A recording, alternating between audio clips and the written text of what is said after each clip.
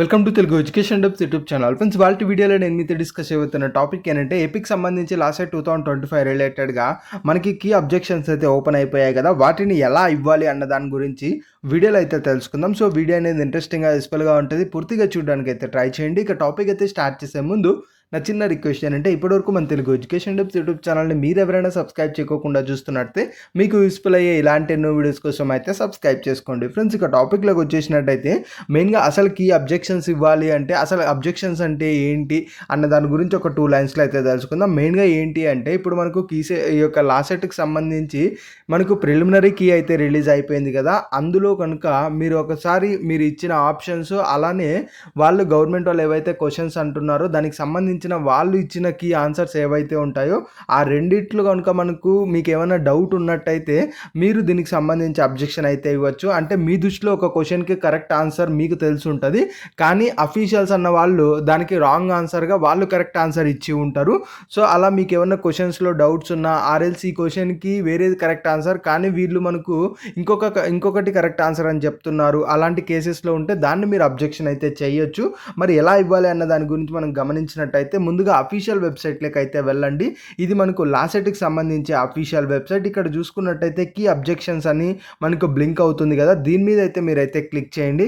ఇలా క్లిక్ చేయగానే మనకు registration number, LAWCET hall ticket number, mobile number ఈ 3 డీటెయిల్స్ అయితే ఎంటర్ చేయమని అయితే అడుగుతారు. ఎంటర్ చేసిన తర్వాత కింద గెట్ డేటా అని అయితే ఉంది కదా, ఈ గెట్ డేటా అన్న దాని మీద మీరు ఒకసారి అయితే క్లిక్ చేయండి.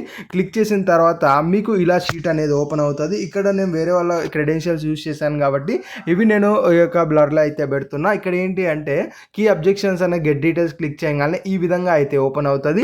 ఇందులో మెయిన్గా మీరు గమనించినట్టయితే మనకు registration number, LAWCET hall ticket number అలానే మొబైల్ నెంబర్ మీ డీటెయిల్స్ ఉంటాయి, కరెక్ట్ కాదో చెక్ చేసుకోండి. ఆ తర్వాత క్యాండిడేట్ నేమ్, మీరు ఎగ్జామ్ ఏ పేపర్కి ఎగ్జామ్ రాశారు అలానే మీరు ఏ టైం ఏ డేట్కి ఎగ్జామ్ రాశారు అన్నది సెషన్కి సంబంధించిన డీటెయిల్స్ అన్నీ ఇక్కడ అయితే ఉంటాయి. సో ఇవన్నీ ఒకసారి చెక్ చేసుకున్న తర్వాత ఇప్పుడు మెయిన్ పార్ట్ అయితే ఉంటుంది. ఇక్కడ candidate objections on preliminary key అని అయితే ఉంటుంది.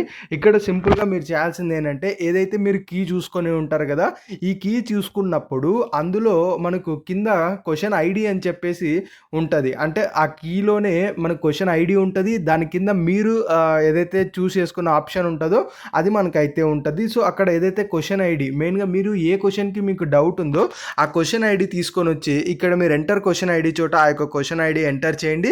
ఆ తర్వాత కింద గమనించినట్టయితే ఇలా ఓవరాల్గా డీటెయిల్స్ అయితే ఉన్నాయి. ఇందులో మెయిన్గా మనకు అబ్జెక్షన్ టైప్ ఉంది కదా, ఇది చాలా చాలా ఇంపార్టెంట్. అంటే మీరు ఏ కొరకు అబ్జెక్షన్ చేద్దాం అనుకుంటున్నారు, పైన మీరు క్వశ్చన్ సెలెక్ట్ చేసుకున్నారు, ఆ క్వశ్చన్ రిలేటెడ్గా మీకు ఏం డౌట్ ఉంది. ఫర్ ఎగ్జాంపుల్ మనకి ఏదైతే అఫీషియల్స్ మనకు ఆన్సర్ చూపిస్తున్నారో అలా ఆన్సర్ చూపిస్తున్నది రాంగ్ అని మనకు అనిపించినప్పుడు గివెన్ ఆన్సర్ ఇది రాంగ్ అని అయితే మనం సెలెక్ట్ చేసుకుంటాం. లేదు అలా వాళ్ళు ఏదైతే ఒక ఆప్షన్ అయితే చూపిస్తున్నారో అది ఆ యొక్క ఆప్షన్తో అంటే అది కరెక్ట్ ఆన్సరే కానీ దాంతోపాటు ఇంకా కరెక్ట్ ఆన్సర్స్ ఉన్నాయి అనుకున్నట్టయితే సెకండ్ ఆప్షన్ మీరు సెలెక్ట్ చేసుకుంటారు. అలానే మనకు ఇచ్చిన ఆప్షన్స్లో ఏది కూడా కరెక్ట్ ఆన్సర్స్ లేదు కానీ మీరు ఇది కరెక్ట్ ఆన్సర్ అని చెప్తున్నారు అన్న సిచ్యువేషన్ ఏదైతే ఉందనుకోండి, అప్పుడు మీరు థర్డ్ ఆప్షన్ అయితే సెలెక్ట్ చేసుకుంటారు. లేదు మనకు మీరు క్వశ్చన్ అయితే ఫుల్గా అడగలేదు, లేదంటే క్వశ్చనే రాంగ్ అడిగారు అని మీకు డౌట్ ఉన్నట్టయితే ఫోర్త్ ఆప్షన్ అనేది సెలెక్ట్ చేసుకుంటారు. అలా కాకుండా ఇంకా ఏమన్నా రీజన్స్ ఉన్నాయి అనుకోండి, ఫర్ ఎగ్జాంపుల్ మీరు కరెక్ట్ పెట్టి ఉంటారు, అక్కడ మనకు కీలో మీరు పెట్టిన ఆన్సర్ అక్కడ వేరే చూపిస్తూ ఉండొచ్చు, లేదంటే ఇంకేమన్నా రీజన్స్ మీకు ఏవైతే ఉన్నాయనుకోండి అప్పుడు మీరు అదర్ అనేది సెలెక్ట్ చేసుకోవాల్సి ఉంటుంది. సో ఇవి ఏవి సెలెక్ట్ చేసుకోవాలి మీకు అర్థమైంది కదా. ఆ తర్వాత నెక్స్ట్ ఏంటంటే claim response as per master question paper అని అయితే ఉంది కదా. అంటే ఇక్కడ ఏంటి అంటే ఇప్పుడు ఫర్ ఎగ్జాంపుల్ మీరు ఏదైతే క్వశ్చన్ ఒకటి సెలెక్ట్ చేసుకున్నారు ఆ క్వశ్చన్ రిలేటెడ్గా ఏం రాంగ్ ఉంది అన్నది మీరు ఐడెంటిఫై చేసి అక్కడ మెన్షన్ చేశారు.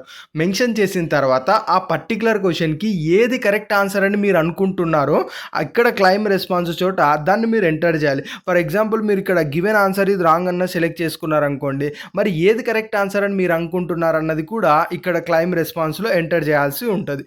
సో అది మీరు ఇక్కడ డెఫినెట్గా ఇక్కడ ఎంటర్ చేయాల్సి ఉంటుంది.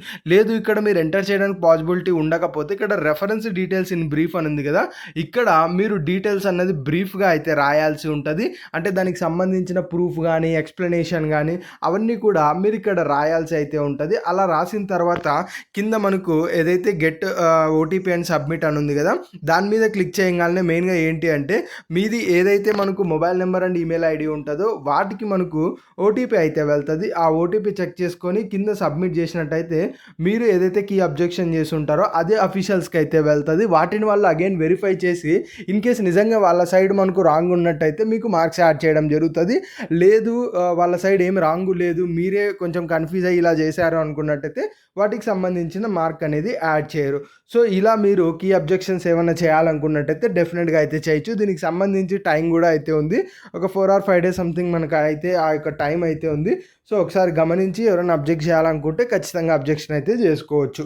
ఇది ఫ్రెండ్స్ మెయిన్గా వీడియోలో అయితే తెలుసుకున్నది. వీడియో నచ్చినట్టయితే లైక్ చేయండి. మరి ముఖ్యంగా మన తెలుగు ఎడ్యుకేషన్ టిప్స్ యూట్యూబ్ ఛానల్ని మీరు ఎవరైనా సబ్స్క్రైబ్ చేయకుండా చూస్తున్నట్టయితే మీకు యూస్ఫుల్ అయ్యే ఇలాంటి ఎన్నో వీడియోస్ కోసం అయితే సబ్స్క్రైబ్ చేసుకోండి.